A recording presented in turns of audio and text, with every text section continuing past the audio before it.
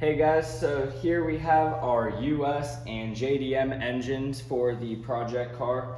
Been doing a lot of work. We're transferring bits and bobs from engine to engine. So here in our US engine, we just took off the water pump housing and put it onto the JDM motor.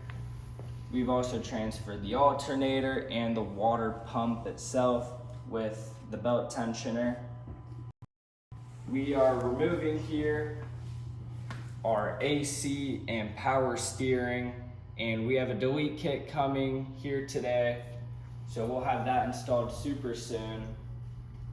Moving on to the other side of the Japanese engine though, we're going to be transferring the US flex plate from our USDM engine and putting it on, and we're going to throw our transmission back on. So we have lots of good things coming on the way.